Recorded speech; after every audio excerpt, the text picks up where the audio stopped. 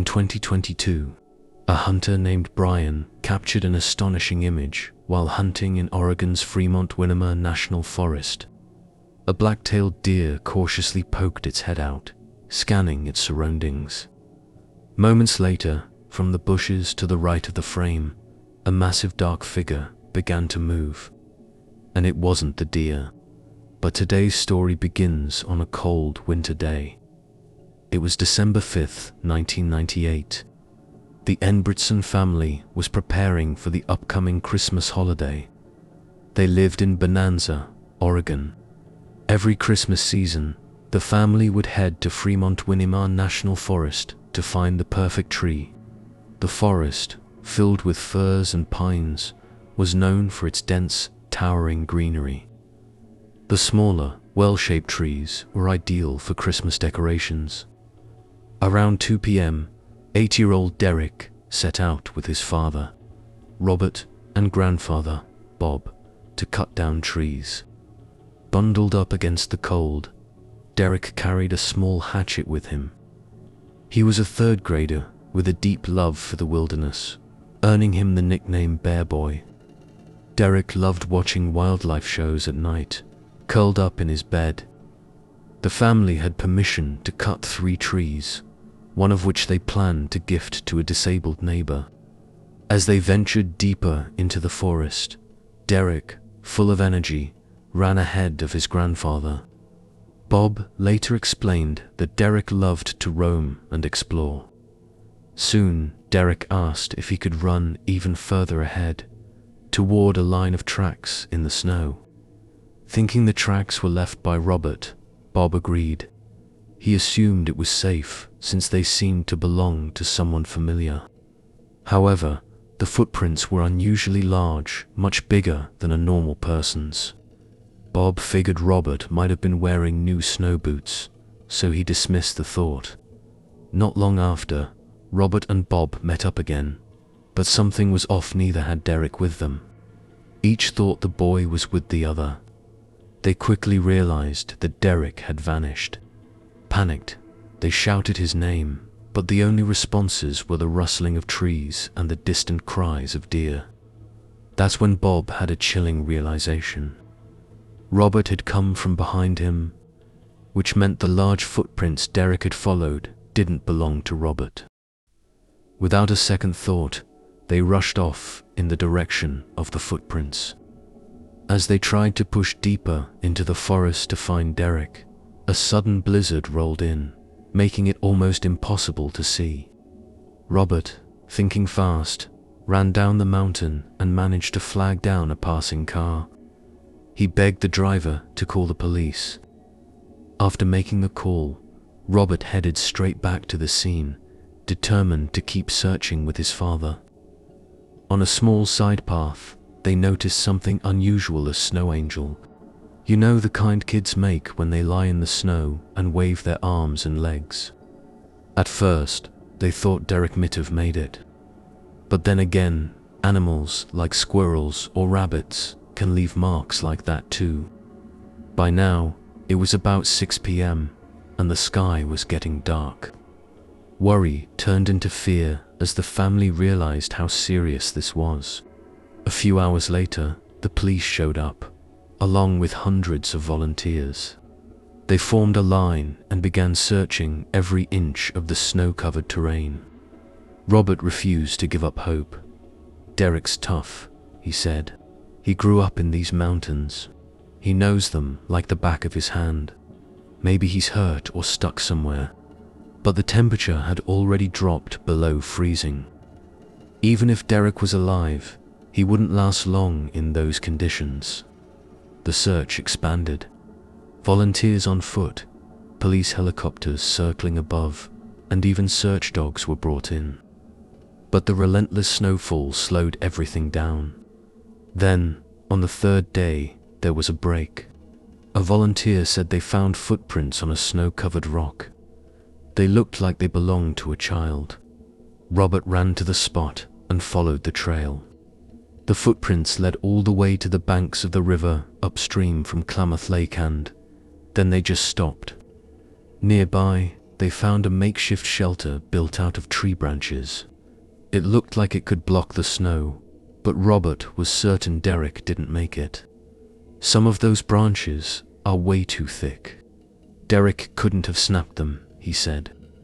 When the search dogs were brought over, they didn't pick up Derrick's scent. Instead, they started howling, like they were scared of something. And just like that, the trail went cold. Day after day, the chances of finding Derrick alive grew smaller and smaller. By the 7th day, the police announced they were ending the official search, saying the blizzard made it too dangerous to continue. But the family wasn't ready to give up. They kept organizing their own search teams. About a month later, someone found a school bookmark and a candy wrapper in the forest. The bookmark was from Derrick's school, and there were even traces of blood nearby. But these clues, discovered miles from where he was last seen, didn't lead to anything. Derrick's disappearance remains a mystery to this day. The official investigation never found answers, but people haven't stopped speculating. Some think the boy was kidnapped, but no one really knows. In October 1999, a piece of writing was discovered in a restroom at a rural rest stop south of Portland. The contents seemed to reference Derrick's case. Early in the investigation, a witness claimed they saw an unidentified man arguing with a young boy on the night Derrick went missing. At the time, the witness dismissed it, assuming it was just a father and son having a disagreement. There were also reports of an unidentified man driving a Honda in the forest that day, asking for directions. These suspicious events added weight to the theory that Derrick might have been kidnapped. In 2008, a man named Frank Megan was charged with kidnapping and murder in a separate case. Investigators working on Derrick's disappearance speculated that Frank might have killed the boy, but without concrete evidence, it remained nothing more than a theory. Another viewpoint argued that Derrick couldn't have been abducted. While Frank had a history of targeting young boys, his crimes usually occurred near schools and neighborhoods. Plus, the footprints Robert found indicated Derrick was heading up the mountain, a place where Frank would have no reason to be, especially in such cold weather. A second, more eerie theory suggested that Derrick's disappearance might involve something not entirely human. Independent investigator David Paulides proposed this idea. According to him, hundreds of people vanish in North American forests every year, most of them children. Paulides pointed out that these cases often happen in the blink of an eye. Children disappear in just minutes, never to be seen again. In Oregon alone, Paulides found over 400 disappearance cases from park records in a single year. He noted, "It's almost unbelievable how many kids go missing in Oregon's wilderness." Another theory veers into the realm of the supernatural. Bigfoot. Some believe the creature might have taken Derrick. In 2023, a social media post about Derrick's case stirred up discussions. A commenter speculated, "I think Bigfoot has a strange fascination with kids. They use sticks or trinkets to catch their attention. It's their way of luring kids in before snatching them." They even suggested the snow angel Derrick's grandfather found might have been made by Bigfoot to draw the boy closer. This theory gained traction when, in 2022, a hunter named Brian captured a shocking moment on his trail camera in Oregon's mountains. The footage showed a massive humanoid figure ambushing a black-tailed deer. Brian described the creature as cunning. He said, "It laid out berries to lure the deer and set up a trap. It's like the ultimate hunting expert." On another hunting trip, Brian found a deer with its head twisted off in a gruesome manner. He believed this was further evidence of the creature's brutal hunting tactics. Whether Derrick's fate was tied to foul play, a supernatural phenomenon, or something entirely unknown, his disappearance remains one of Oregon's most chilling mysteries. His head, it was completely gone, Brian said, pausing as if even he couldn't believe what he was describing. It would take an incredible amount of strength to do something like that. People in the community started connecting Brian's story with what David Paulides had been saying for years. The theory, Derrick wasn't lost or attacked by an animal. He was taken by some unknown creature living deep in the forest. A creature some believe might actually be Bigfoot. When you piece it together, things start to make a disturbing kind of sense. On December 5th, the family was at the site. Derrick, being a curious little kid, wandered off just out of his grandfather's sight. Then he spotted footprints in the snow. He thought those must be Dad's. So he followed them. But what Derrick didn't know was that something, or someone, was already lying in wait. Some believe Bigfoot had left those prints intentionally and even made a snow angel to catch Derrick's attention. Then, as soon as he got close enough, he was gone. People have pointed out that there were makeshift shelters built from branches in the area too. Some think that's a sign Bigfoot had been there for a while. Maybe Derrick was taken somewhere far from that spot. Now, sure, it's just a theory.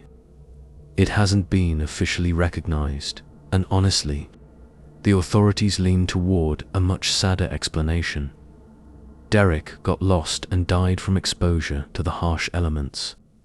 In 2008, a hiker found a pair of human leg bones in the same area where Derrick disappeared. For a moment, everyone thought they'd finally found him, but after testing, it turned out those weren't Derrick's. Even so, Derrick's family has never stopped believing he was taken, maybe even abducted.